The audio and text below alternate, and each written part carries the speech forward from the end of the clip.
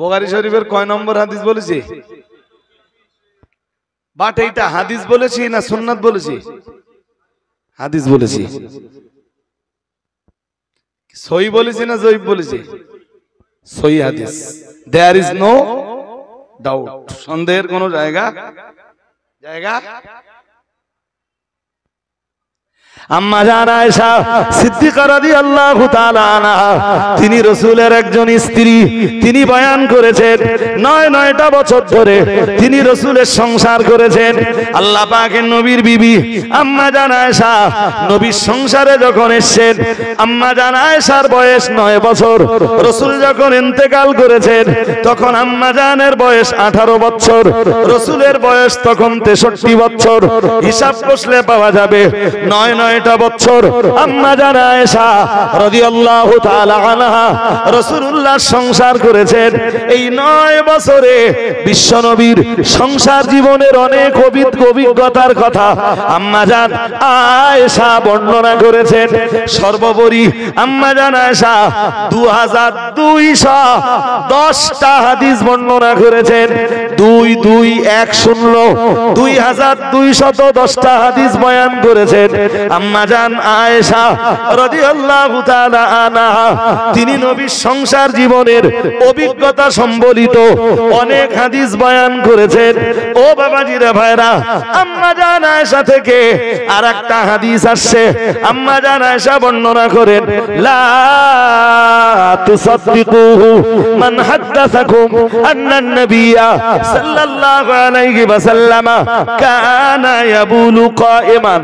আম্মা জান আয়েশা রাদিয়াল্লাহু তাআলা আনহার কানে যখন হুযায়ফা রাদিয়াল্লাহু তাআলা আনহুর হাদিসটা চলে গেল, আম্মা জান আয়েশা বললেন, ও নবীর সাহাবীরা, ও নবীর উম্মতেরা শোনো, লা তুসাদ্দিকুহু, খবরদার যেন বিশ্বাস করো না, মান হাদাসাকুম, ওই মানুষটার কথা, ওই মানুষগুলোর কথা যারা বলে বেড়ায়, আন্নান নাবিয়্যা সাল্লাল্লাহু আলাইহি ওয়াসাল্লাম কানা ইয়াবুলু কায়িমান, প্রিয় নবী মুহাম্মদুর রাসূলুল্লাহ সাল্লাল্লাহু আলাইহি ওয়াসাল্লাম দাঁড়িয়ে পেশাব করেছেন।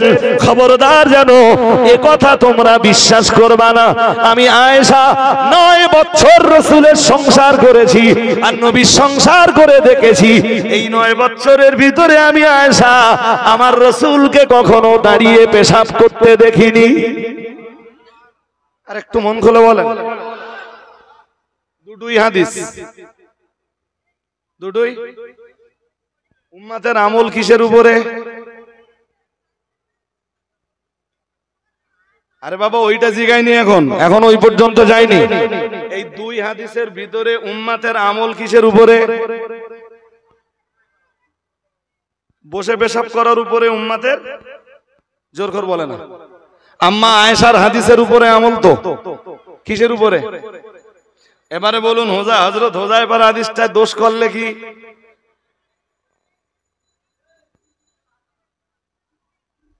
আপনারা জবাব দিতে পারবেন না আমি জানি। প্রশ্ন করার উদ্দেশ্য হলো আপনাদের আগ্রহটাকে আর একটু বাড়িয়ে নেওয়া, অন্য কোনো উদ্দেশ্য নয়। হয়তো আপনারা কেউ কেউ পারবেন, কিন্তু অধিকাংশরাই এই প্রশ্নের জবাবের কাছে হেরে যাবেন। আমি বলে দেই নাকি? আমি বলে দেই, রাসূলুল্লাহ কোন এক যুদ্ধের ময়দান থেকে ফিরছেন। যুদ্ধের ময়দান থেকে শুনছেন নাকি? ফিরছেন। রাসূলের এই পবিত্র, এদিক তাকাতে হবে, আমার দিক না দেখলে বুঝবেন না। এই রাসূলের এই পবিত্র অঙ্গে প্রচন্ড ব্যথা। পায়ে ব্যথা থাকলে কেউ বসতে পারবে? হ্যাঁ না জোর করে বলে না, পারবে? আরে বাবা, বসতে গেলে তো পা ভালো থাকতে হবে, হ্যাঁ ভালো থাকতে হবে নি? তো যুদ্ধের ময়দান থেকে রাসূলুল্লাহ ফিরছেন, রাসূলের পবিত্র এই অঙ্গে প্রচন্ড ব্যথা। আল্লাহর নবী সেদিন বসতে পারেননি। তামাম জীবনে কখনো রাসূলুল্লাহ দাঁড়িয়ে পেশাব করেননি, কিন্তু আজকে আমার নবীর শরীরে, নবীর দেহে বসবার মতো কোনো তাকাত নাই, কোনো তাকাত নাই। রাহমাতুল লিল আলামিন তামাম জীবনে ইচ্ছার বিরুদ্ধে হলেও কেবল একদিন দাঁড়িয়ে পেশাব করেছেন, ওটাই চোখে পড়েছে হযরত হুযায়ফার। আর হযরত হুযায়ফা ওটাই পরবর্তীকালে রাসূলের ইন্তেকালের পরে সাহাবীদের কাছে তুলে ধরেছেন। আতান নবী সাল্লাল্লাহু আলাইহি ওয়াসাল্লাম সুবাতাতা কওমিন ফাবালা ওয়া হুয়া কাইমুন।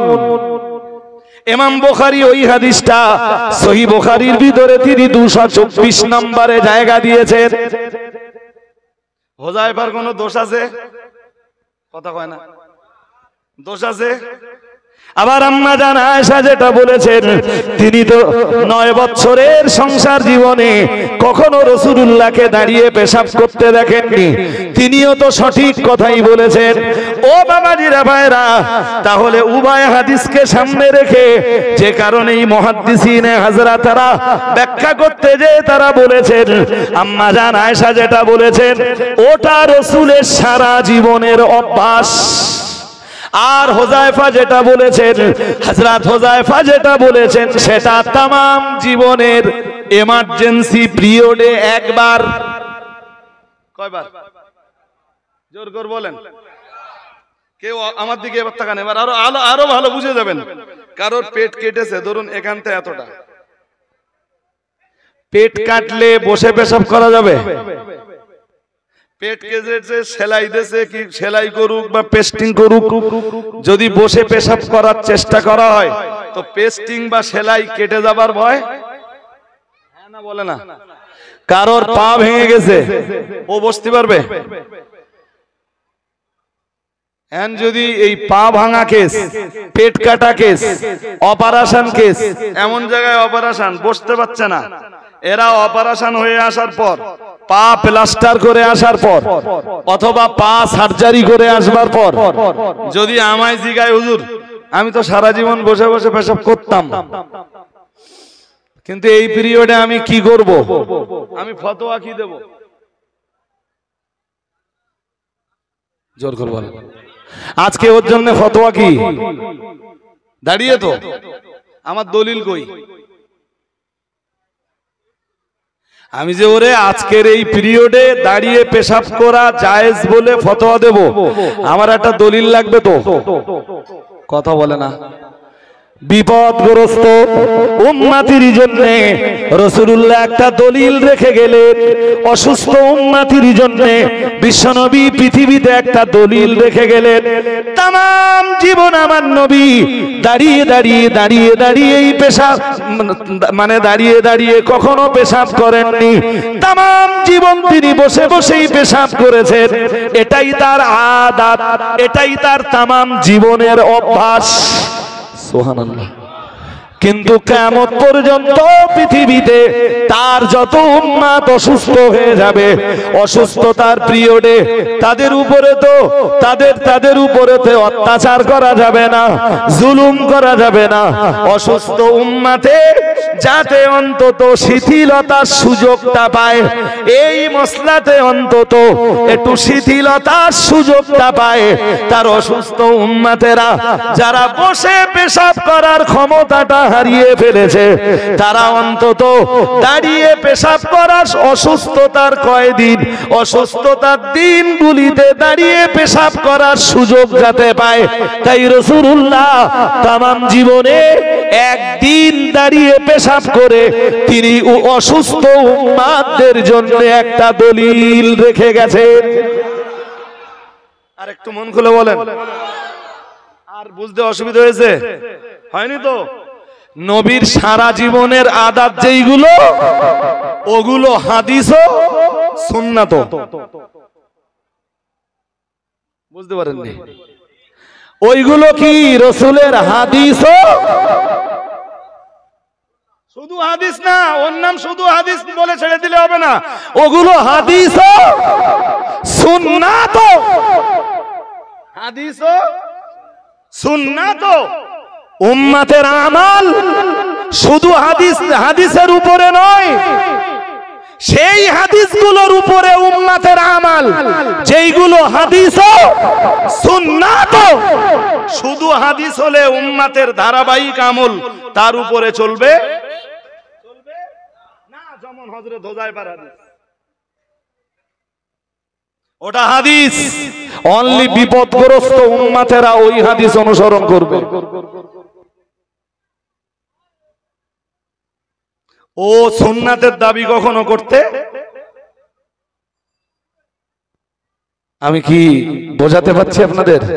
হ্যাঁ, যে যে যে যে সময় পড়ে গেছে ভাই, আরে কঠিন দিন পড়ে গেছে। আমার দিক তাকান, এই যে আপনি মসজিদে যে নামাজ পড়েন তো আমার দিক তাকাতে হবে। আল্লাহু আকবার, কায়দাটা এই তো। হ্যাঁ না কিছু বলেন? হ্যাঁ, এইটা কায়দা তো নাকি? আমার কথা খানিকটা শুনতে শুনতে শুনতে শুনতে চলে যাবেন, কিচ্ছু বুঝবেন না। বলো, এই কায়দা তো আমাদের নাকি? হ্যাঁ, কেউ মোবাইল খুলে একটা হাদিস বার করলে বলে বাবু দেখতে পাচ্ছ এই যে হাদিসটা আছে, তাহলে পাচ্ছি, তা তুই বাংলা পড়তে পারো তো বাবু? তাহলে হ্যাঁ পারি। তাহলে পড়ো দিন এইটা। তা আপনি হাদিসটা পড়ে দেখলেন, হাদিসটা এই পর্যন্ত হাত তোলার কথা আছে।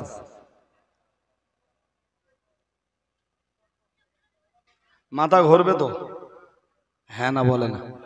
আরে বাবা সারা জীবন করলুম কি, আর হাদিস নিজে চোখে দেখতেছি কি? আমি তো ভাই হাদিস এত জানতাম না। আলেম ওলামারা যেভাবে বলেছে সেইভাবে, বলুন বলুন, সেইভাবে। এরকম লোক আছে না নেই সমাজে? মোবাইল খুলে হাদিস দেখাচ্ছে, হাদিস দেখাচ্ছে আর বলছে জানো এটা বুখারীর হাদিস। আপনার মাথা ঘুরে যাওয়াটা স্বাভাবিক, তাই তো বুখারীর হাদিস অ্যাভয়েড করার অধিকার আমার।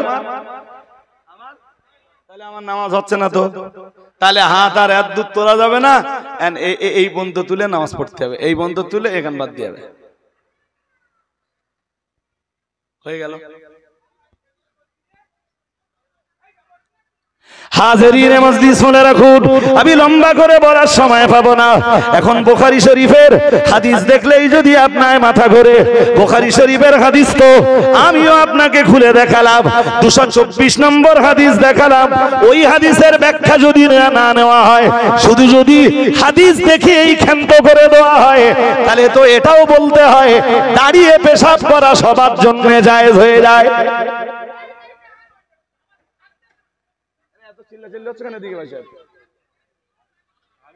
প্লিজ প্লিজ একজন যান, একজন যাবেন, দুইজন না।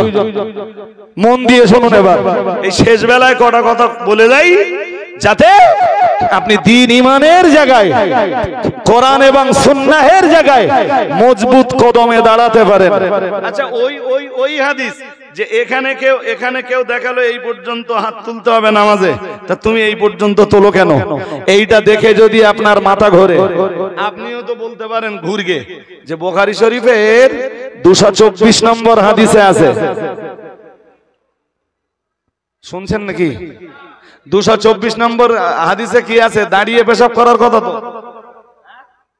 তুমি ভাই ওই হাদিসটা মেনে নিলে আমি এই হাদিসটা মানবো কিনা ভাববানি।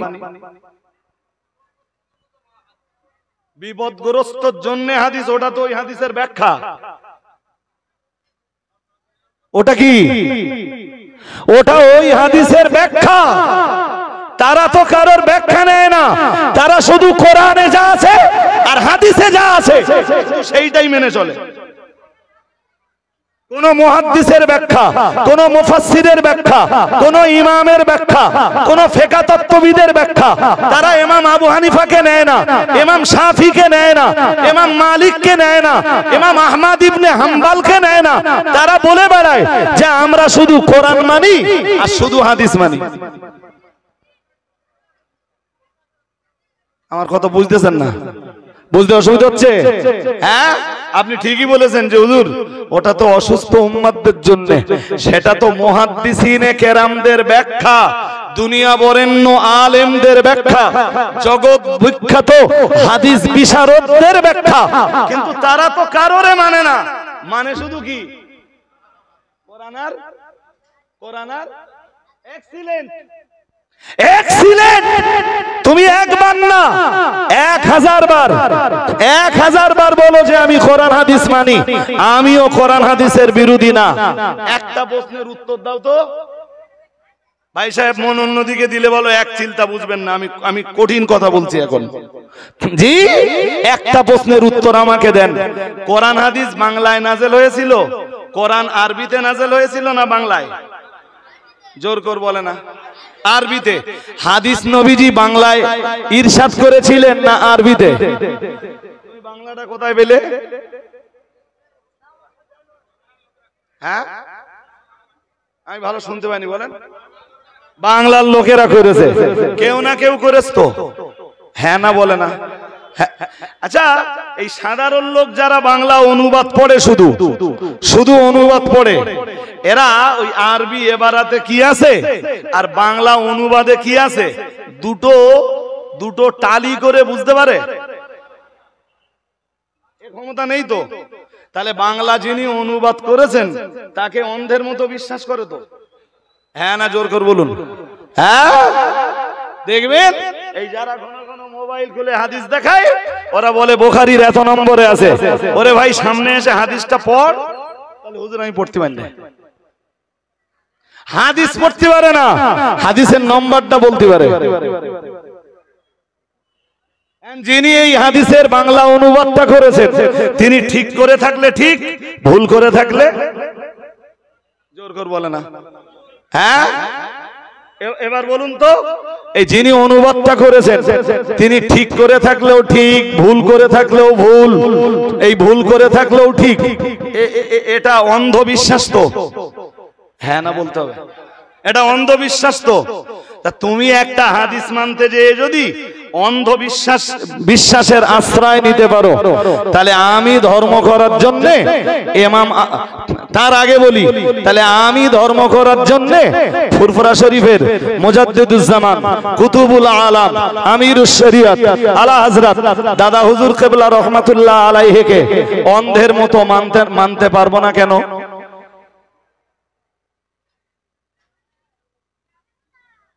মাথায় গেছে কথা নাকি? সবাই বুঝতে পারতেছেন না, অনেকের জন্য একটু টাফ হয়ে যাচ্ছে, একটু ট্রাই করেন, পেরে যাবেন। আরে বাবা, আরেকবার বলছি, কোরআন তো নাযিল হয়েছে আরবিতে, কোন ভাষায়? তুমি বাঙালি, তুমি কেমনে কোরআন বুঝলে? তাহলে বাংলা পড়ে। তা বাংলা অনুবাদটা কেউ না কেউ করেছে তো? হ্যাঁ না বলে না? তাহলে তুমি মূলে আরবি বোঝো না, তুমি বাংলায় যিনি যা লিখেছেন সেইটা বিশ্বাস করতেছো তো? তিনি ঠিক করে থাকলে ঠিক, ভুল করে থাকলেও ঠিক, তাহলে তোমার এই বিশ্বাস তো অন্ধবিশ্বাস। হ্যাঁ না বলে না? তুমি তো দেশে বলে বেড়াও শুধু কোরআন মানি আর হাদিস মানি, আর কাউকে মানি না। কিন্তু কোরআন আর হাদিসের বাংলা অনুবাদটা তুমি যার কাছ থেকে নিয়েছো প্রকারান্তরে, তিনিই তো তোমার গুরু হয়ে গেলেন। হ্যাঁ না কিছু বলে না? তিনি তোমার মাস্টার হয়ে গেলেন তো? হ্যাঁ, তুমি যদি ধর্মের জন্য, তুমি যদি ধর্ম পালনের জন্য যিনি বাংলায় অনুবাদ করেছেন তার অনুবাদটা গ্রহণ করে তাকে যদি তুমি মাস্টার বানাতে পারো, তাহলে আমি কেন দুনিয়া বরেণ্য ইমামে আজম আবু হানিফা রাহমাতুল্লাহ আলাইহির মতো জগৎ বিখ্যাত একজন মহাপুরুষ, জগৎ বিখ্যাত একজন মহামনীষী, ও বাবাজিরা ভাইরা, তাকে আমি কেন আমার ধর্মগুরু হিসাবে মানতে পারবো না? আমার দাবি অন্যায়? আরে হ্যাঁ না বলেন? আমি কেন ফুরফুরা শরীফের মুজাদ্দিদুজ্জামান, কুতুবুল আলাম, আমিরুশ শরিয়ত আলা হযরত দাদা হুজুর কিবলা রাহমাতুল্লাহ আলাইহিকে আমি কেন অন্ধের মতো অনুসরণ করতে পারবো না? তুমি আমার বুঝিয়ে দাও। আর যদি বলো না অন্ধ অনুসরণ চলবে না, তাহলে তুমি বাংলা অনুবাদ করা, বাংলায় ট্রান্সলেট করা কোরআন যেটা, বাংলার অনুবাদ যেটা, ও বাংলা ভাষায় অনুবাদ যেটা, ওইটা বাদ দাও। এমনি মুখে বলে আমি কোরআন হাদিস ছাড়া আর কাউকে মানি না, অথচ অনুবাদ নেওয়ার সময় যিনি অনুবাদ করেছেন তাকে তাকে মান্যতা না দিলে তো ওই অনুবাদ আর অ্যাকসেপ্টেড হয় না। ও বাবাজিরা ভাইরা, ব্যাখ্যা দেওয়ার মতো অবকাশ নাই। চলুন আমি আপনাকে নিয়ে আরো এক ধাপ এগিয়ে যাই। যে কথাটা আমি আপনাকে বলে বোঝাতে চাইছিলাম, প্রিয় নবী মুহাম্মদুর রাসূলুল্লাহ সাল্লাল্লাহু আলাইহি ওয়াসাল্লাম দুনিয়া থেকে বিদায় নেওয়ার আগে আল্লাহ পাকের নবী সাহাবীদেরকে ডাক দিয়ে বলেছিলেন, তোমাদের মাঝে আমি রাসূলুল্লাহ দুইটা জিনিস রেখে গেলাম। এক নম্বরে কিতাব আল্লাহ, এক নম্বরে আমি তোমাদের মাঝে রেখে গেলাম আল্লাহর কিতাব। আরো আওয়াজ দিয়ে বলেন, কি রেখে গেলাম? সেই কিতাব আরবি ভাষায়। আরবি পড়ো বলে জানলে গুরু মানবা না। গুরু যদি না মানো, বাংলা ছেড়ে দিলে, অনুবাদ ছেড়ে দিলে, অনুবাদ ছেড়ে দিয়ে আরবি বুঝবা, মাদ্রাসায় ভর্তি হও, গুরু লাগবে না? লাগবে না? কথা বলো না কেন? গুরু লাগবে না? লাগবে না? এরা কেমন কথা বলে বেড়ায় যে কোরআন হাদিস ছাড়া আর কিছু মানি না। সত্যি কথা না মিথ্যে কথা? আচ্ছা আপনারাই বলুন, আমি তো আপনাদের এখানটায় ভালো আসিনি খুব বেশি, এই প্রথমবার। অনেক আগে ঘোড়া দলে এসছি বলে মনে পড়ে। মন দিয়ে শুনুন, গভীর মনোযোগটা রেখে দেন। জি বলুন, আরবি ভাষার প্রথম অক্ষরের নাম কি? আরবি ভাষার প্রথম অক্ষরের নাম কি? আলিফ। এক্সিলেন্ট। ইনি বললেন লাম, আপনারা সবাই বলেছেন আলিফ, উনি কি বলেছেন? ফর এক্সাম্পল লাম। আপনি ওনাকে বোঝাতে পারবেন যে আপনারটা ঠিক না? কোরআন হাদিসের কোন দলিল আছে? আপনারা সবাই বললেন বা আমিও বললাম আরবি ভাষার প্রথম অক্ষর আলিফ, উনি বললেন, আমার কথা বুঝতেছেন না সবাই? লাম। আপনাদের কাছে কোনো দলিল আছে যেই দলিল দিয়ে আপনি বোঝাবেন? কোরআন থেকে বা হাদিস থেকে কোই দলিল আছে আপনাদের কাছে যেই দলিল দিয়ে আপনি ওনাকে বোঝাবেন না ভাই প্রথম আরবি ভাষার প্রথম অক্ষরটা লাম না, আরবি ভাষার প্রথম অক্ষরটা আলিফ। আলিফ আলিফ। এই কথা কোরআনে তো লেখা নেই, কোন জায়গায় লেখা নেই, হাদিসে এই কথা লেখা নেই। আরবি ভাষার প্রথম অক্ষর আলিফ। এটা আমি কোথাতে জানলাম? আমার হুজুরের কাছে। আমার হুজুর কোথাতে জেনেছেন? তার হুজুরের কাছে। তার হুজুর কোথায় জেনেছেন? তার হুজুরের কাছে। তার হুজুর কোথায় জেনেছেন? তার হুজুরের কাছে। তার হুজুর কোথায় জেনেছেন? এই করতে করতে করতে করতে এই ধারাবাহিকতা মদিনা ওয়ালা পর্যন্ত পৌঁছে গেছে। আর একটু আওয়াজ দিয়ে বলতে পারো না? এখন বলুন, কোরআন হাদিসের বাইরে যদি হুজুর না ধরা হয় ধর্ম পালন সম্ভব? হ্যাঁ না জোর করে বলতে হবে তো আপনাদের, এত স্লো বলেন কেন? যদি হুজুর না ধরা হয় কোরআনুল কারীম শিখে ফেলা সম্ভব? আমার দেশের এক নব্য দল বেরিয়েছে, তাদের চিন্তা ভাবনা কি বলেন তো? তাদের চিন্তা ভাবনা হলো কোরআন হাদিস ছাড়া আর কিচ্ছু মানা যাবে না। কোন হুজুর, কোন ইমাম, কোন পীর, কোন মুস্তাহিদ কাউকে মানা যাবে না। কোরআন পড়ো, হাদিস পড়ো, আমল করো। আরে পড়বি কেমনে? পড়বি কেমনে?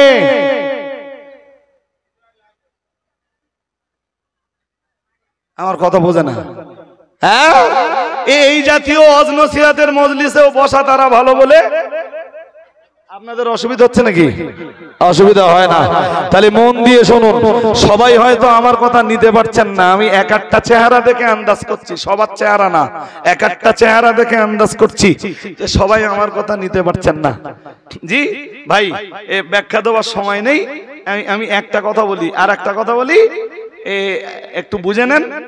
এই যে হাদিস আছে না, এটা বুখারী শরীফের 200, ওই হাদিসটাই দেখাই। এটা বুখারী শরীফের 224 নম্বর হাদিস। এই যেটা দেখাচ্ছি, ভালো করে স্ক্রিনের দিকে খেয়াল করুন। এই উপরের দিকে এই সবুজ ঘরটার ভিতরে লেখা আছে হাদিসের মান সহিহ। দ্যাটস মিন সহিহ হাদিস। কি হাদিস? জোর করে বলেন। হ্যাঁ, এই কথাটা যদি আপনি না শিখতে পারেন তাহলে আমার পরের কথা আমি বোঝাতে পারবো না। এরকমটা লেখা থাকে ভাই হাদিসের কিতাবে। যেমন ইমাম তিরমিজি রাহমাতুল্লাহ আলাইহি তিনি একটা হাদিস বর্ণনা করার পরে প্রত্যেকটা হাদিস বয়ানের পরে তিনি হাদিসের মানটা বলে দিয়েছেন। হাদিস সহিহ, গরীব, আজিজ, হাসান, হাসান লিগাইরিহি, কোন জাতের হাদিস সেটা ইমাম তিরমিজি বলে দিয়েছেন। আচ্ছা বলুন তো, রাসূলুল্লাহ যখন রাসূলুল্লাহ দুনিয়াতে দাঁড়িয়ে যখন হাদিস বর্ণনা করছিলেন সাহাবীদেরকে নিয়ে, হাদিস বলার পরে তিনি বলতেন এইটা সহিহ? নবীর হাদিস বলার কথা বলে যেতেন, সাহাবারা শুনে নিতেন। সুবহানাল্লাহ বলুন। নবী নিজে কি বলতেন নাকি যে এইটা সহিহ, এইটা যায়ীফ, এইটা খবরে ওয়াহিদ, এইটা খবরে মুতাওয়াতির, এইটা আজিজ, এইটা মাশহুর, এইটা গরীব, এইটা মাওকুফ, এইটা মারফু, এইটা মাকতু, এইটা মুরসাল, এইটা মুদাল্লাস, এসব রাসূল বলতেন? বলতেন না তো। এসব কোরেস কারা জানেন?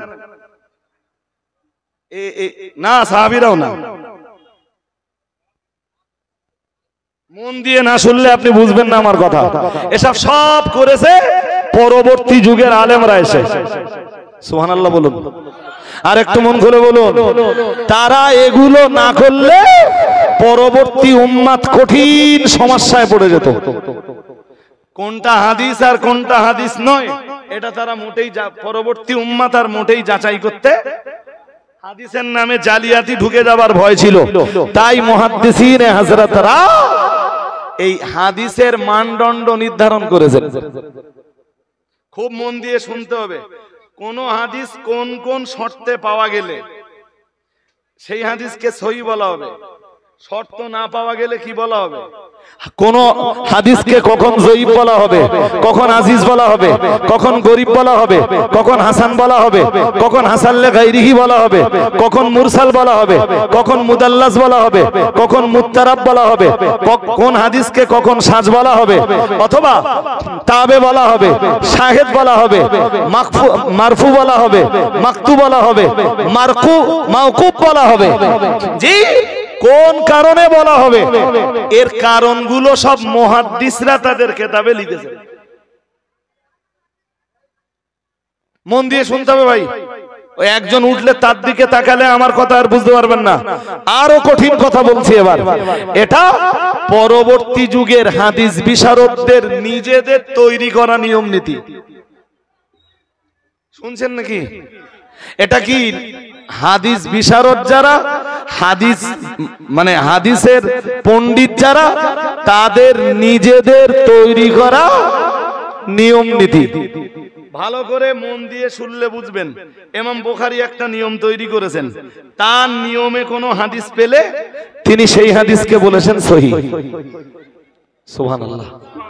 আর একটু মন খুলে বলুন। ইমাম মুসলিম এসে আবার দুনিয়ায় উনি ওনার মতো নীতি নির্ধারণ করেছেন যে আমি এই নীতির ভিতরে কোন হাদিস পেলে আমি সেই হাদিসকে সহিহ বলবো, সেই হাদিসকে আমার কিতাবে জায়গা দেব, নইলে আমি ওই হাদিস জায়গা দেব না। হিসাব কষে দেখা গেছে ইমাম মুসলিমের নীতি আর ইমাম বুখারীর নীতি দুইজনের নীতি একরকম। আবার এমনও দেখা গেছে যে কোন হাদিসকে ইমাম বুখারী সহিহ মনে না করে ছেড়ে দিয়েছেন, ইমাম মুসলিম সহিহ মনে না করে ছেড়ে দিয়েছেন, ইমাম তিরমিজি এসে সেই হাদিসটাকে সহিহ বলে তার কিতাবে জায়গা দিয়েছেন।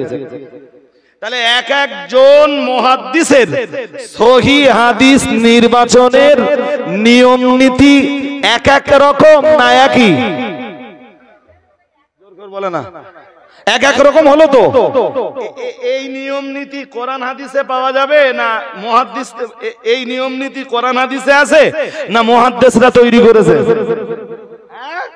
এখন যারা বলছে যে কোরআন আর হাদিস ছাড়া আর কিচ্ছু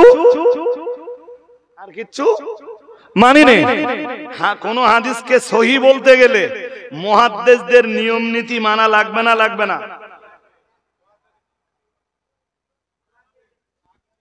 যারা বলছে কোরআন হাদিস ছাড়া কিচ্ছু মানা যাবে না, এরা ভিতর দিয়ে মুহাদ্দিসদের নিয়ম নীতি সব মানতেছে। আমার কথা বুঝতে পারতেছেন না? পারতেছেন সবাই? মুহাদ্দিসদের তৈরি করা নিয়ম নীতি ভেতর দিয়ে সব মানতেছে।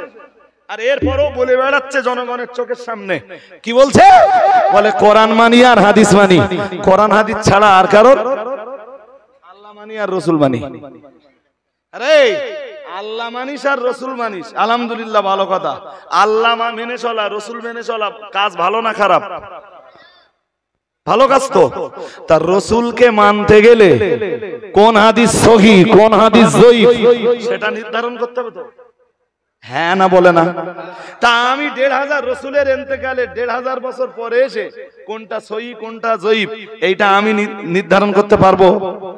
পারবো না তো। তাহলে মুহাদ্দিসরা যেটা নির্ধারণ করে রেখে গেছেন সেটা ঠিক হলেও ঠিক, ভুল হলেও, কথা বলে না, ঠিক হলেও ঠিক, ভুল হলেও মুহাদ্দিসদের মানতে হবে তো। বড় লজ্জা লাগে আজকের দেশে, জি একটা দল বেরিয়েছে যারা মুখে বলে কোরআন মানি, শুধু হাদিস মেনে চলি, শুধু কোরআন মেনে চলি, আল্লাহ মেনে চলি, রাসূল মেনে চলি, কোন মাযহাব মানি না, কোন ইমাম মানি না, কোন পীর মানি না। অথচ ভিতর দিয়ে মুহাদ্দিসদের মেনে চলা ছাড়া কোন রাস্তা এদের। তাহলে এই কথাটা বলা তাদের জন্য আর মানানসই হয় না। তোমরা যদি হাদিস ফলো করতে যে মুহাদ্দিসদের মানলে যদি দোষ না হয়, তাহলে আমরা ধর্ম পালন করতে যে আল্লাহর রাসূলকে মানতে যে ইমাম আবু হানিফার অনুসারী হই, তাতে আর দোষ আছে? তোমরা তো হাদিস মানতে যে হয় ইমাম বুখারীকে মেনেছো, আমার কথা বুঝতেছেন না? হ্যাঁ, এই হাদিস কে সহিহ বলেছেন? তাহলে ইমাম বুখারী। কে সহিহ বলেছেন? ইমাম বুখারী সহিহ বলেছেন, তুমিও সেই হাদিসকে সহিহ বললে। এর মানে তো এইটা দাঁড়ালো যে তুমি ইমাম বুখারী রাহমাতুল্লাহ আলাইহিকে অনুসরণ করলে। আরে হ্যাঁ না বলবেন তো? তুমি যদি বন্ধু ইমাম আবু হানিফা, তুমি তো ইমাম বুখারী, তুমি যদি ইমাম বুখারীকে অনুসরণ করতে পারো, তাহলে বলো আমি কেন ইমামে আযম আবু হানিফা রাহমাতুল্লাহ আলাইহিকে অনুসরণ করতে পারবো না? এবার তুমি যুক্তি দিয়ে আমার বোঝাও। তোমার প্রশ্নের যা জবাব আমার প্রশ্নেরও জোর করে বলুন একই জবাব। সুতরাং আপনাদের কাছে দাবি, দিস ইজ মাই, মন বাইরে দিলে হবে না, দিস ইজ মাই রিকোয়েস্ট, আমার অনুরোধ, আপনি ধর্মের যে জায়গাতে আছেন মজবুত কদমে থাকুন। কোন এই ছেলে, এই ডু নট ডিস্টার্ব মি ভাই, ওসব বন্ধ রাখ, পকেটে রেখে দে, বন্ধ রেখে দে। এটাই তাও ছিটতেছে কোন হাত দে। এই তুই কোন হাতে ছিটতেছিস? তুই কোন মজলিসে বসছিস? বাম হাতে ছিটতেছিস, ও স্বীকার হয়েছে। কোন হাতে ছিটতেছে? তার মানে বাম হাতে খাওয়ার অভ্যাস আছে, এবং খাওয়ার সময় বিসমিল্লাহ বলার অভ্যাসও। আমি চলে গেলে ওরে ডেকে শুনে দেখবেন, ও দেখলে তো বোঝা যায়। আমাদের নবী কখনোই জীবনে কখনো বাম হাত দিয়ে খাননি, সুবহানাল্লাহ। সারা জীবন ডান হাত দিয়ে খেয়েছেন, সারা জীবন ডান হাতে রাসূলুল্লাহ পানি পান করেছেন। তাই ডান হাতে খাওয়া, ডান হাতে পানি পান করা সুন্নাত, সুবহানাল্লাহ। আর একটু মন খুলে বলুন না। হাজিরিনে মজলিস, আপনাদের কাছে আমার অনুরোধ যেটা, সেটা হলো কখনো জানো কেউ এই মোবাইলে বা কোনো হাদিসের বাংলা বই এনে আপনারে হাদিস দেখিয়ে বলে, দেখো ভাই তোমরা তো ইমামের পিছনে সূরা ফাতিহা পড়ো না, মন দিতে হবে আমার দিকে, তোমরা তো ইমামের পিছনে সূরা ফাতিহা পড়ো না, এই দেখো ভাই এই হাদিসে আছে ইমামের পিছনে সূরা ফাতিহা পড়তে হবে। এই হাদিস দেখে আপনার মাথা জানো মাথা ঘুরে না যায়। আপনাকে ভাবতে হবে ওর কাছে যদি একটা হাদিস থাকে, হানাফিদের কাছে এতটা হাদিস আছে যে ওর মতো যুবককে হাদিস দিয়ে ঢেকে দেওয়া যাবে ইনশাআল্লাহ। আমার কথা বুঝেননি? আপনারা তো কেতাব পড়া লোক না, আপনারা হাদিসের কেতাব পড়াও মানুষ না, আপনারা কোরআনুল কারীমের অনুবাদ পড়া মানুষও নন, আপনারা প্লেন অশোনা মানুষ। তাও আপনাদের মতো শ্রোতাদের মাইন্ডে নেবেন না, জানো আপনাদের মতো শ্রোতাদের কাছে এসে আমি দক্ষিণ 24 পরগনার বহু এলাকায় এসে দেখেছি কোরআন হাদিস বললে আপনাদের মন ভরে না। কিসসা, কাহিনী, জীবনী, ইতিহাস, ঘটনা খুব সুর করে বললে দক্ষিণ 24 পরগনার মানুষেরা আলহামদুলিল্লাহ খুব ভালোবাসে। ওইটা দিয়ে আপনি ধর্মের কি পালন করবেন আর ওইটা দিয়ে আপনি ধর্ম কেমনে পালন করবেন এটা একটু ভাববেন। নবী আপনার জন্য রেখে গেছেন কোরআন আর সুন্নাহ। কোরআন আর জি, আমরা যারা আহনাফ বা আমরা যারা মাযহাবের অনুসরণ করি আমাদের কাছে শরীয়তের 4 দলিল। কয় দলিল নবী রেখে গেছেন? কয়? মনে নেই? দুইটা। কয়টা? দুইটা। এক কোরআন, দুই কি আবার বলে হাদিস। আপনি যেই বলবেন হাদিস, ও তো হাদিস খুলে দেখানোর সুযোগ পাবে আপনাদের। আপনি পরিষ্কার বলবেন যে শুধু হাদিস হলে আমি পালন করব না, আমি এইটা শুনবার পরে দেখবো এটা সুন্নাহ কিনা। উম্মতের আমাল নবীর হাদিসের উপরে না, উম্মতের আমাল নবীর সুন্নাতের উপরে। আর একটু মন খুলে বলেন, আরো আওয়াজ দিয়ে বলেন। ও পাল্টা প্রশ্ন করতে পারে, ও ভাই তুমি হাদিস মানবা না? আপনার জবাব, আমি কোন হাদিসকে অস্বীকার করব না, কিন্তু আমি মানবো সেইটা যেটা হাদিসও সুন্নাতও। হাদিসও জোর করে বলুন। হ্যাঁ, এই থিওরিটা যেন আপনার মনে থাকে। তাহলে কেউ হাদিস দেখালে আর আপনার মাথা হ্যাঁ, হাজেরিনে মজলিস ভুল বুঝবেন না ভাই। এই রাসূলুল্লাহ বিশ্বনবী রেখে গেলেন 2 জিনিস আর আমাদের দলিল 4 জিনিস। এইটা ব্যাখ্যা দেওয়ার আগে আর একটা হাদিস আপনার শোনাই। এই যেটা দেখছেন, আমার মোবাইল দিকে চোখ রাখুন, ভালো করে চোখ রাখলে আপনি দেখতে পাবেন। কিছু মনে নেবেন না, আপনাদের মাইকে কষ্ট, মানে কথা বলতে খুব কষ্ট হচ্ছে, কিন্তু উঠে মাইক গলার বারবার তো বলা যায় না ভাই। ও হয়তো চেষ্টা করেছে, ট্রাই করেছে, এরপরেও বলছি। জি, এই যে হাদিসটা দেখছেন এটাও বুখারীর হাদিস। মন দিয়ে শুনতে হবে। বুখারীর 148 নম্বর হাদিস। কত? হাদিসটা পড়ি আমি। হাদিসটা হযরত আব্দুল্লাহ ইবনে ওমর থেকে বর্ণিত। ওমরের এক বেটা, হযরত ওমরের এক বেটা ছিলেন। অনেকগুলো বেটার এক বেটার নাম আব্দুল্লাহ ইবনে ওমর, মানে ওমরের বেটা আব্দুল্লাহ। শুনছেন নাকি? কোন সাহাবী থেকে বর্ণিত? হযরত আব্দুল্লাহ ইবনে ওমর। বুখারী শরীফের কয় নম্বর হাদিস? 100। যারা আপনাদের হাদিস দেখায় খুলে খুলে, আপনারাও খুলে খুলে তাদের দেখাবেন যে ভাই তুই এই হাদিসটা মান, আমি তোর হাদিসটা মেনে নিচ্ছি। মন দিয়ে শুনুন, হাদিসটা কি আছে দেখে নেন। হযরত আব্দুল্লাহ ইবনে ওমর বলেন, হাদিস সহিহ বলো। তিনি বলেন, কালা ইরতাকাইতু ফাওকা যাহরে বাইতে হাফসাতা লিবাদি হাজাতি। উনি বলছেন ইরতাকাইতু। এখানে আরো দুটো কথা শুনে নিলে ভালো হয়। রাসূলের যত স্ত্রী ছিলেন তার ভিতরের এক স্ত্রীর নাম ছিল হযরত হাফসা। হাফসা ওমরের মেয়ে। হাফসা হযরত ওমর রাদিয়াল্লাহু তাআলা আনহুর কন্যা। আলহামদুলিল্লাহ বলুন, বলুন আলহামদুলিল্লাহ। হাফসা রাদিয়াল্লাহু তাআলা আনহা, তিনি রাসূলের স্ত্রী ছিলেন। আর হাফসার বোনের নাম আব্দুল্লাহ। হাফসার বোনের নাম, তাহলে আব্দুল্লাহ রাসূলের কি হয়? এত দেরি হয় কেন? হ্যাঁ, আব্দুল্লাহ রাসূলের কি হয়? দুনিয়াবি সম্পর্কে শালাবাবু হয়। রাইট? আর রাসূলুল্লাহ আব্দুল্লাহর কি হয়? কোন আব্দুল্লাহ? ওমরের বেটা আব্দুল্লাহ। কোন আব্দুল্লাহ? হযরত ওমরের বেটা আব্দুল্লাহ, মানে আব্দুল্লাহ ইবনে ওমরের কি হয়? রাসূলুল্লাহ। দুনিয়াবি সম্পর্কের দুলাভাই। আমি অন্য সম্পর্ক বলিনি, বলো আজকে দুনিয়াবি সম্পর্কের কথাটা বলছি। দুনিয়াবি সম্পর্কের কি দুলাভাই। তো শালাবাবু মাঝে মাঝে দুলাবার বাড়ি যাবে তো? হ্যাঁ না বলে না? যাবে না? তো হযরত আব্দুল্লাহ ইবনে ওমর বলছেন যে আমি একবার আমার বোনের বাড়িতে এলাম, এর তাকাইতু, আমি চড়লাম। কিসের উপরে চড়লাম?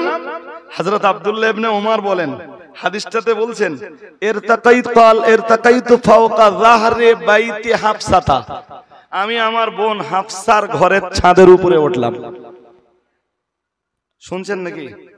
হাদিস সহিহ বলো, লেখা আছে, দেখেন আপনি কি লেখা আছে, সহিহ লেখা আছে তো? কথা বলে না। আমার কাছে এলে আপনি আরবিটাও পাবেন, উর্দুটাও পাবেন, বাংলাটাও পাবেন। যদি বলেন হুজুর ইংরেজি ট্রান্সলেশন নেব, সেটাও পাবেন। আমার মোবাইলে অল টাইম রেডি থাকে এবং অল টাইম আমি এই ওয়াজ করতে করতে খুঁজে বার করতে পারি। আলহামদুলিল্লাহ, বলুন আলহামদুলিল্লাহ। মানে নলেজে তো রাখতে হয়েছে যে কোন হাদিসটা কোথায় আছে। তো আব্দুল্লাহ ইবনে ওমর বলছেন আমি আমার বোনের বাড়ি এলাম, বোনের বাড়ির ছাদে উঠলাম। কেন উঠলাম ছাদে? উনি সেটাও বলেছেন, লেবাদে হাজাতি, আমার কিছু প্রয়োজনে, আমার কিছু। ছাদের উপরে কেউ তো এমনি এমনি ওঠে না। শীতকালে যদি সকালবেলা ওঠে তা বুঝতে হবে রৌদ্র পোহাতে। এই বেয়াদবি করার আর জায়গা নেই।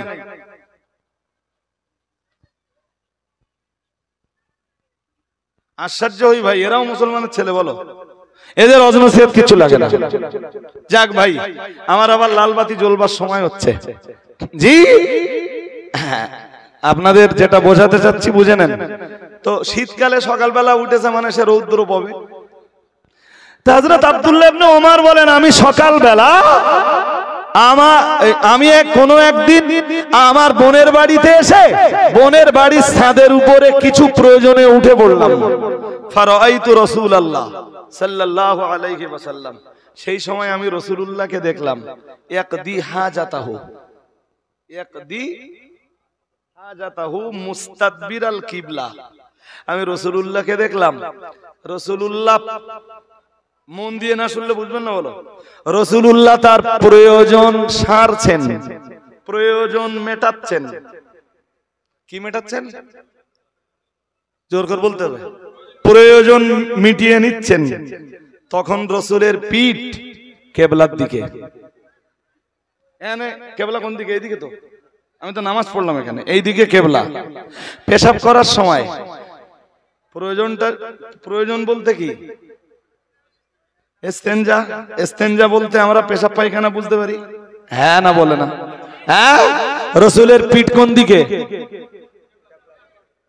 পেশাব পায়খানা করার সময় পিঠ কিবলার দিকে দেওয়া যাবে? জোর করে বলেন। কিন্তু হযরত আব্দুল্লাহ ইবনে ওমর ছাদের উপরে দাঁড়িয়ে রাসূলকে কি দেখছেন? এর মানে তো এইটা দাঁড়ালো যে আগামী কাল থেকে কিবলার দিকে ফিরে পেশাব পায়খানা করা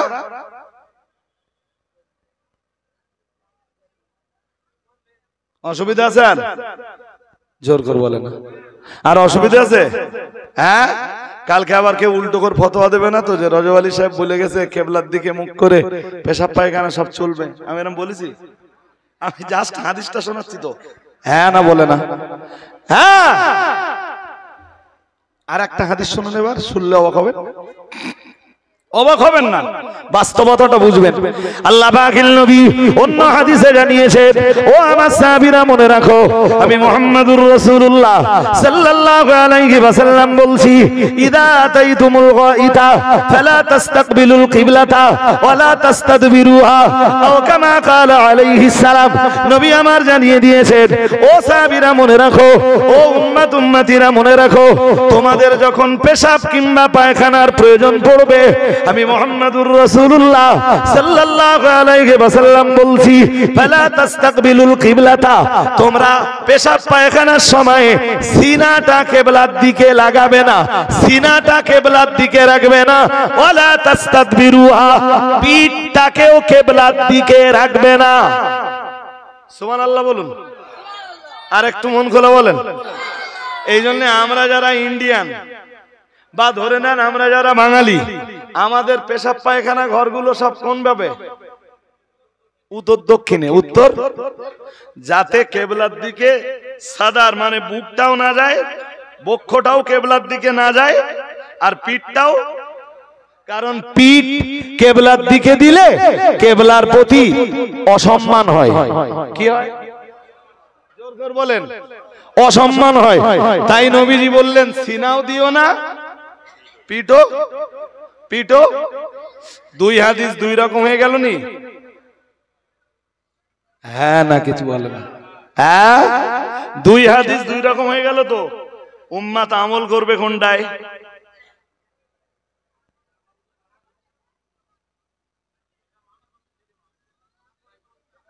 যেটা আল্লাহ রসুল। এখানে মানা কিছু পেয়েছেন? ও মানা করেছেন, এক্সিলেন্ট। রসুল যেটা মানা করেছেন আমরা সেইটা করবনি। এক্সিলেন্ট, আপনার অ্যান্সার রাইট। পরের কথাটা বলেন। আব্দুল্লাহ ইবনে ওমর ছাদের উপরে দাঁড়িয়ে বুখারীর 148 নম্বর হাদিস থেকে যেটা বললাম, তিনি দেখছেন রসুলের পিঠ কেবলার দিকে, রসুল নিজের প্রয়োজন মেটাচ্ছেন।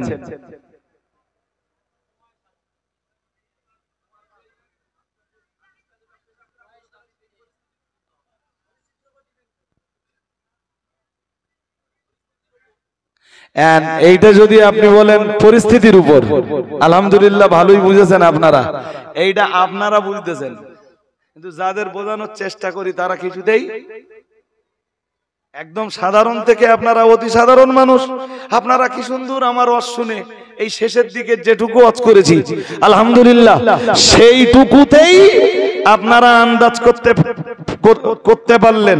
বাট এইটা যাদের বোঝার দরকার তারা কিছুতেই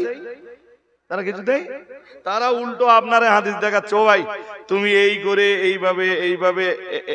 এইভাবে হাত তুলে নামাজ পড়ো, হবে না তোমার এখানে হাত তুলতে হবে, তুমি এখান বাদও হবে না তোমার এখান বাদ দিয়ে হবে। আপনি তখন বিপদে পড়ে গেছেন। তাই তো আমার 40 বছর এই পর্যন্ত নামাজের বয়স হয়ে গেছে, তাহলে একদিনে আমার নামাজের উপায় কি? আমার কথা বোঝেন নাকি? No tension. আপনারে হাদিস দেখালে আপনি বুখারী শরীফের কত বলেছি 148, আগেরটা কত বলেছিলাম 224। এই দুটো হাদিস দেখে দেন, আপনি বলেন যে ও ভাই তুমি এই দুটো হাদিস মানো, আর তুমি যেগুলো দেখছো এগুলো মানবো কিনা আমি ভাববানি। তুমি আমার যেরকম দেখাচ্ছ আমিও তোমার কিছু উল্টো দেখাই, হ্যাঁ না বলবেন তো? হ্যাঁ, বাট এই হাদিসগুলো আপনাদের জানতে হবে তো। কিন্তু অধিকাংশ মজলিসে কোরআন হাদিসের, কোরআন সুন্নাহের আলোচনাই বলুন হয় না। আর যদি আমি তো শুরু করে দেখছিলাম যে বেশ কিছু মানুষ মজলিসে বসছেন, কিন্তু বসার পরে যখন ভেবেছেন যে লোক সুর বেশি দেয় না, হ্যাঁ, তখন আস্তে আস্তে আস্তে আস্তে মজলিস ছেড়ে উঠে পড়েছেন। আল্লাহ তাদের সুমতি দান করুন, বুঝবার তৌফিক নসিব করুন, বলুন আমিন। আর একটা প্রশ্ন কি যেন করছিলাম, ও রসুল রেখে গেছেন দুই, আমরা মানি কয়? জোর করে বলে না, আমরা মানি কয়? চারটে মানি তো। কয় মানি? চারটে মানি। কেন মানি জানেন? শরীয়তের 90% মসলার ফয়সালা, মানব জীবনে প্রয়োজনীয় 90% মসলার ফয়সালা সরাসরি কোরআন আর সরাসরি হাদিসে নেই। কথা বুঝতে অসুবিধা হচ্ছে বোধহয়। যেমন আমি একটা মসলার কথা বলি, বিড়ি খাওয়া যাবে কিনা, কথা বলে না। যদি বিড়ি খাওয়া যায় তাও কোরআন দিয়ে দলিল দিতে হবে, যদি না যায় তাও খুঁজে দেখো, পাও কি ভাই? পাবা না। তো যেই মসলার যেই ফতোয়ার সমাধান সরাসরি কোরআনে না মিলবে, সরাসরি হাদিসে না মিলবে, সেই মসলাগুলোর সমাধান বার করতে হবে কোরআন হাদিসের নজির ধরে। কোরআন হাদিসের নজির ধরে। ওরে আরবিতে বলা হয় কিয়াস। কি বলা হয়? জোর করে বলে না, কিয়াস। কি বলে? কিয়াস। এই জন্য কোরআন সুন্নাহ এরপর কিয়াস। সব মসলা আপনি পাবেন না। সব মশলা পাবেন না। আমরা রোজা রাখি, ধরুন আমাদের দেশে, আমার দিকে মন দেন, আমার সময় লাল বাতি জ্বলে গেছে, তাও কথা বলছি। আমরা রোজা রাখি খুব বেশি 14 ঘন্টা। কত হবে? আমরা রোজা রাখি কয় ঘন্টা? কথা বলে না। 12 থেকে 14 ঘন্টা, তাই রাখি তো। শীতকাল হলে একটু কম হয়, আর গরমকাল হলে 14 সাড়ে 14 ঘন্টা হয়ে যায়। পুরী সাংঘাতিক। এসব প্রশ্নের আমি কি বিশ্ব নবী বলা যাবে? কোরআন হাদিসের মাধ্যমে বুঝিয়ে দিলে খুবই খুশি হব। ভাই আপনাদের প্রশ্ন থাকলে আমার কাছে হয়তো কম বেশি জবাব আছে, জবাব আছে না, আমি চেষ্টা করি সব সময় যে আমার শ্রোতারা যাতে বুঝতে পারে সবাই। আচ্ছা দেখি তবু এই জিনিসটা একটু বুঝিয়ে নেই আপনাদের। পৃথিবীতে এমন জায়গা আছে যেখানে 22 ঘন্টা সূর্য থাকে। কয়? 22 ঘন্টা সূর্য যাদের দেশে থাকে, ওরা রোজা রাখবে কয় ঘন্টা? বলুন বলুন বলুন বাবা, ওরা রোজা রাখবে কয় ঘন্টা? আমার কথা বোঝেননি। আর টাইম কোরআনে বলে দিস নাকি আল্লাহ? আল্লাহ কি বলেছেন? আল্লাহ বলেছেন যে কুলু ওয়াশরাবু হাত্তা ইয়াতাবায়ানা লাকুমুল খাইতুল আবিয়াদু মিনাল খাইতিল আসওয়াদ। দ্যাটস মিন ফজর। আপনি ধরে নেন ফজর, ফজর থেকে স্টার্ট। ফজরের আজানের আগে তো সেহরির সময় শেষ হয়ে যাচ্ছে, হ্যাঁ না বলে না? তাই জানেন তো ফজরের এই সেহরির টাইম শেষ। আর ইফতার করবেন কখন? হিনা গাবাতিশ শামস, যেই সূর্য ডুবে যাবে, যেই সূর্য। সুম্মা আতিম্মুস সিয়ামা ইলাল লাইল, এ তো আল্লাহর বিধান যে রোজা রাখো রাত পর্যন্ত। তাহলে ফজরের আগে খাওয়া দাওয়া বন্ধ করো আর রোজা রাখো। আপনি সময় বেঁধে নিচ্ছেন কেন? আবার কথা বলে ওই টাইম টেবিল রাসূলের জামানায় ছিল নাকি? এই যে বাবাজি বুঝবে না, আরে বাবাজি বুঝবে না, ওই টাইম টেবিল রাসূলের জামানায় ছিল। কথা বলে না, ছিল টাইম টেবিল? ছিল না। এবার বলুন, যাদের দেশের আকাশে 22 ঘন্টা সূর্য, ওরা রোজা রাখবে কতক্ষণ?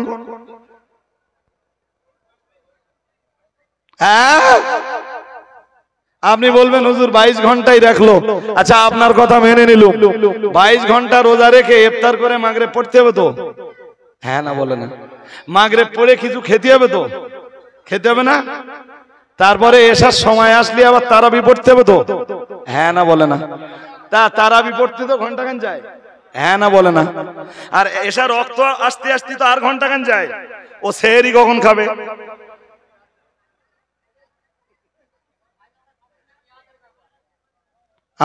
আমার কথা বুঝতেছেন না?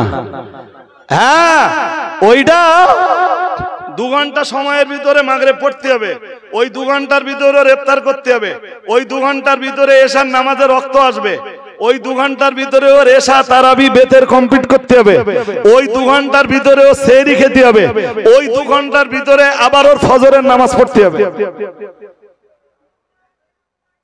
এই জন্য কোরআন দরকার, সুন্নাহ দরকার, 3 নম্বরে দরকার কিয়াস। কি দরকার? আরে জোর করে বলে না, কিয়াস দরকার। আচ্ছা ওরা নয় 22 ঘন্টা রাখলে, যে দেশের আকাশে, পৃথিবীর যে জায়গার আকাশে 6 মাস রাত আর 6 মাস দিন, ওরা একটা রোজা রাখবে 6 মাস ধরে। জোর করে বলে না? হ্যাঁ,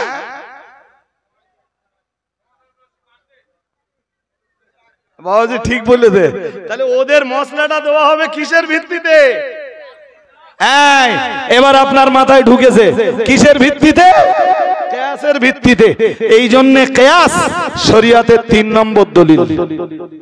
আর কোরআন হাদিসের নজির ধরে কোন মশলা বার করার পরে, হ্যাঁ, তাম দেশের আলেমরা যখন ওই মশলায় একমত হয়, তার নাম হয় ইজমা। তার নাম কি হয়? এই জন্য শরীয়তের 4 দলিল: কোরআন, সুন্নাহ, কিয়াস আর ইজমা। আশা করি আপনারা বুঝতে পারলেন মোটামুটি।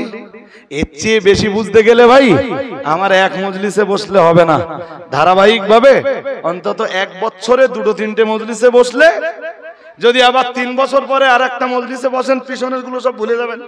70 দিনে। এই জন্যে যদি 1 বছরে 2-3টে মজলিসে বসেন তাহলে ইনশাল্লাহ আমি বুঝিয়ে বলতে পারবো। বক্তব্য বাড়বো না, আর আমার ছাড়তে হবে। শেষ লোক দোয়া করতে হবে, একটু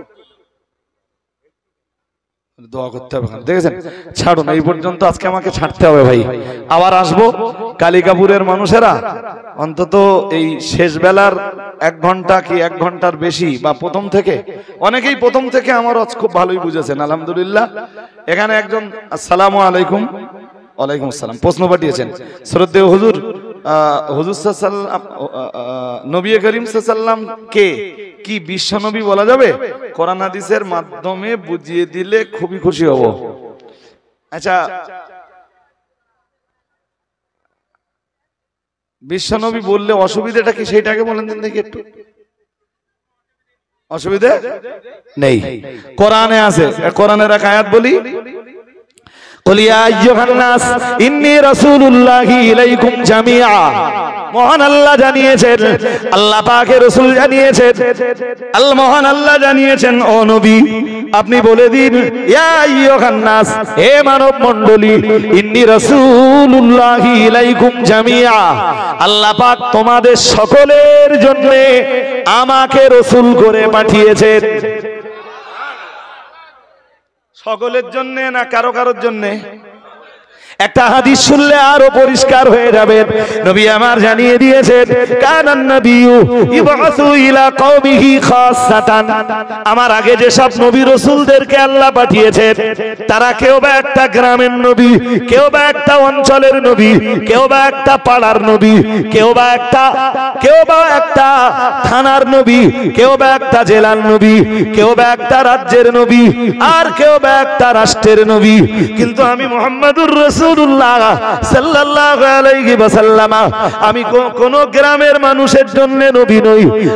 আমি কেবলমাত্র নির্দিষ্ট কোন অঞ্চলের মানুষের জন্য নবী নই। আমি নির্দিষ্ট কোন থানা, নির্দিষ্ট কোন জেলা, নির্দিষ্ট কোন রাজ্য, নির্দিষ্ট কোন রাষ্ট্রের নবী নই। দয়ার নবী মুহাম্মদুর রাসূলুল্লাহ সাল্লাল্লাহু আলাইহি ওয়াসাল্লাম জানিয়েছেন, অবুইস্তু ইলান নাস আম্মাতান। আল্লাহ তাআলা আমাকে তামাম পৃথিবীবাসীর নবী রাসূল করে পাঠিয়েছেন।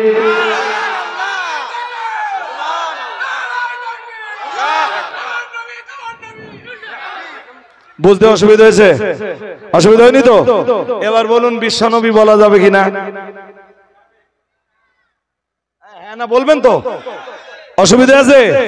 এর চাইতে আরো বেশি দলিল চাইলে আমারে যদি শুরু থেকে বলে দিতেন, তা আমি কোরআন হাদিস দিয়ে 1 গুচ্ছ দলিল দিতে পারতাম। 1 গুচ্ছ দলিল। জি ইনশাআল্লাহ। আল্লাহ আমাদের বুঝবার তৌফিক দান করুন। বলুন আমিন, বলুন না আমিন। জি হাজিরিনে মজলিস, জি আপনাদের সবাইকে নিয়ে এই 3টে খতম আছে, ছোট্ট একটু দোয়া করব। আমার সাথে সবাই হাত তুলবার আগে, এখন হবে না ভাই, না ওই দাবিটা করবেন না। শুনুন আমি বলি, দোয়ার দাবিটা রাখবো। আর তার আগে একটা কথা একটু বলি, আপনারা সূরা ফাতিহা একবার পড়ুন, সূরা ইখলাস পড়ুন 3 বার, কয়েকবার দরুদ পড়ুন। পড়া জারি করুন, পড়া চলবে। কানটা এদিকে রাখুন। বসিরহাট শাকচুরা বাজার শুনুন, এখন অ্যাডমিশনের সময়, ভর্তির সময় আমার মাদ্রাসায়। যদি আপনাদের এলাকায় 4 পড়া কোনো মেয়ে থাকে, যে মেয়েটা এবছরে 4 পড়ছে, এতিম মেয়ে, কি মেয়ে, আমার কাছে দিলে শুধু ভর্তি ফি বাবদ ওর খরচটা দিতে হবে। তারপরে ও যখন আমার পরিবারের সদস্য হয়ে যাবে, ওর জন্য আপনাকে আর কোনো খরচ, ও যতদিন পড়াশোনা করবে আপনার আর কোনো খরচ নেই। ও সবকিছু বেয়ার করার দায়িত্ব আমার। এইরকম 200 এতিম মেয়ে আছে আমার। কত? 200 এতিম মেয়ে আছে আলহামদুলিল্লাহ। আমার মাদ্রাসায় টোটাল 1200 মেয়ে। এই 1200 মেয়ে 3 বার করে খাবার দেই আমি। রিস্কের মালিক আল্লাহ, আমি মিডিয়া।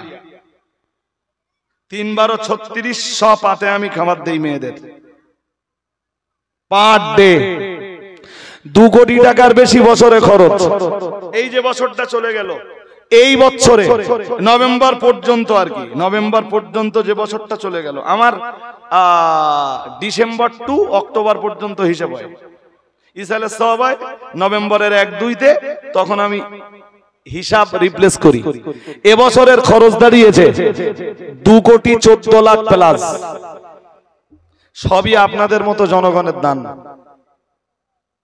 এবছরে যে মেয়েগুলো বুখারীতে উঠবে, বুখারী ক্লাসে, বুখারী, মুসলিম, আবু দাউদ, নাসাই, ইবনে মাজাহ, তিরমিজি, এই সব হাদিসের কিতাব পড়বে, ওই সব মেয়েদের সংখ্যা 100। কত? মানে ওরা এবার মৌলানা হয়ে বার হবে। এই জানুয়ারি থেকে ওদের ক্লাস স্টার্ট। এবার যারা বুখারী পড়ছে ওদের সংখ্যা একটু কম, বাট এবছর থেকে আমার স্বপ্ন পূর্ণ হতে চললো। আমি স্বপ্ন দেখতাম কবে আমার মাদ্রাসা থেকে 100 মেয়ে পড়াশোনা করে মাওলানা কমপ্লিট করে ফারাগাত হবে। আল্লাহ সেই বছর আমার সামনে এনে দিয়েছেন। জি হাজিরিনে মজলিস, আমি শুধু ওয়াজ করে বেড়াই না ভাই, দিনের বেলা একটা স্কুলে চাকরি করি। এরপর মেয়েদের ওই দুটো মাদ্রাসা চলে একযোগে, একসঙ্গে, পাশাপাশি দুটো। জি, যে দুটো মাদ্রাসা মিলে 2,14,00,000 প্লাস খরচ। ডরিনে ভয় পাইনে, চলছে, ভালোই চলছে মাদ্রাসা। এমন কন্ডিশন হয় যে আমার মোটেই ঘুম হয়নি, অথচ মাদ্রাসার কাজ নিয়ে পড়ে আছে। পরকালে একটু নাজাত পাবার আশায়। শুধু শেষ কথা বলছি, যদি পারেন এই কালিকাপুর গ্রাম থেকে আপনারা কিছু মানুষ অন্তত আমার খাদিজা মাদ্রাসার সদস্য হয়ে বছরে 100 টাকা করে দেবেন। এমন দিতে হবে না, সদস্যটা হয়ে থাকবেন। কাদের কাছে হবেন? যে ভাইগুলো আমারে দাওয়াত করেছেন। আমার দাওয়াত করেছিল কে? ফোন করতো কে? আপনি ফোন করতেন। তা ইসমাইল আপনার ভাই? তো যারা আমাকে দাওয়াত করেছিলেন তাদেরকে বললে আমি তাদের সাথে যোগাযোগ করে নেব ইনশাআল্লাহ। যদি সম্ভব হয় 100 টাকার বিনিময়ে বছরে 100 টাকা দেবেন। এক্ষুনি পয়সা দিতে হবে না, এখান থেকে পয়সা দিতে হবে ধরুন 11 মাস পর 100 টাকা দেবেন। 25 দিয়ে দিলেন, আবার 1 বছর পরে 100 টাকা, 26-এর টাকা, আবার 1 বছর পর 27 সালের টাকা। বছরে 100 টাকা দিলে আপনাদের খুব ক্ষতি হবে না। আর মাদ্রাসায় 15-16 কার্তিক ইসালের সওয়াব হয়। ইসালের সওয়াবটা একটু যাবেন। সেই সাথে শেষ কথা ভাই, এই যে বইগুলো দেখছেন মাদ্রাসার বাৎসরিক পত্রিকা, একবার করে বার করি, এতে অনেক জ্ঞানের খোরাক থাকে। জি, সবচেয়ে বড় কথা, মাদ্রাসার কিছু না পেলেও পরিচয়টা তো পাবেন। 50 টাকা করে বিক্রি করলে মাদ্রাসার জন্য কিছু পয়সা থাকে। এটা ছাপা তো একটা খরচ হয়, ও খরচটা মাদ্রাসা দেয়, আর বই বিক্রি করে দেয় লাভ হয়, ওইটা আবার মাদ্রাসা পায়। 50 টাকা যদি পকেটে থাকে, যদি সম্ভব হয় একটা বই আপনারা নেবেন। ত্রুটি বিচ্যুতি বইগুলো নিজা, ত্রুটি বিচ্যুতি বেয়াদবি ক্ষমা করুন।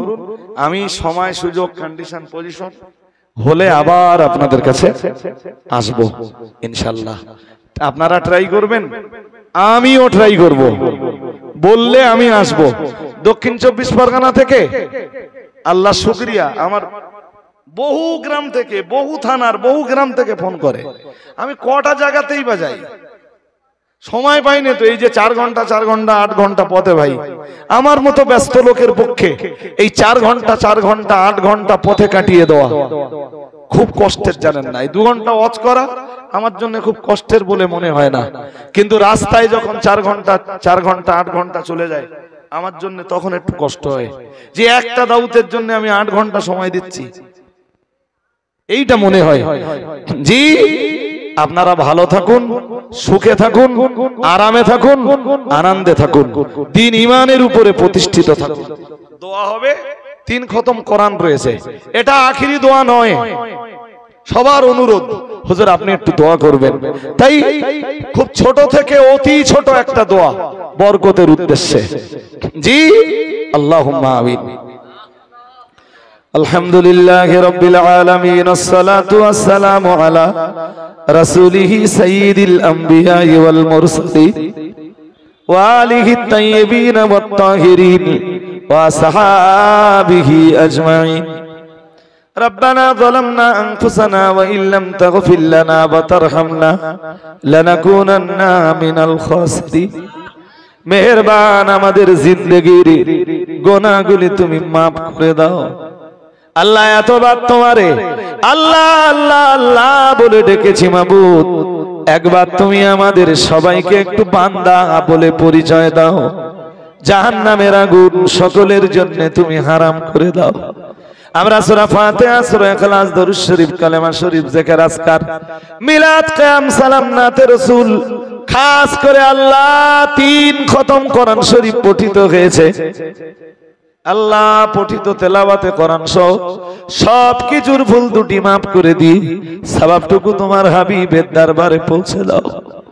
तमाम दुनियार अंबिया औलिया अस्फिया नजीब नकीब शुहदा मुफस्सिरीन मुहद्दिसिन मुसन्निफिन मुबल्लिगिन फुकाहा उलमा हुफ्फाज हुज्जाज तमाम दुनियार माटिर निजे যত মুমিন মুমিনা মুসলিম মুসলিমা শুয়ে আছেন সকলের রূহে পৌঁছে দাও।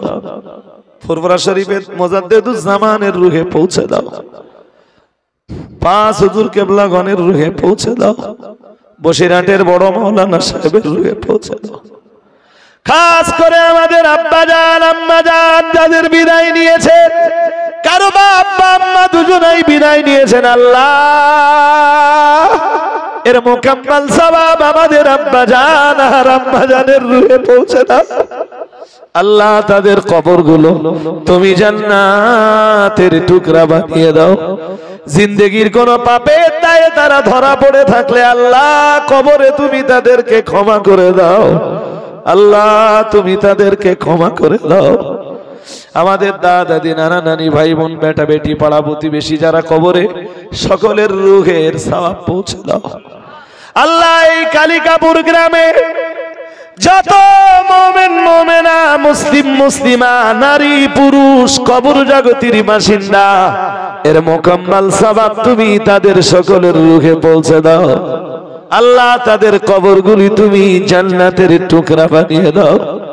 আমার ভাইরা বাবুজিরা যারা আজকের এই মজলিস কায়েম করেছেন, আল্লাহ এই মজলিস তাদের এই গ্রামের জিন্দা মুর্দা সকলের জন্য নাজাতের একমাত্র ওয়াসিলা বানিয়ে দাও। রব্বির হামহুমা কামা রব্বায়ানি সগীরা বিহুরমাতি হাযিহিল কালিমাতিত তাইয়্যিবাতি লা ইলাহা ইল্লাল্লাহু মুহাম্মাদুর রাসূলুল্লাহ।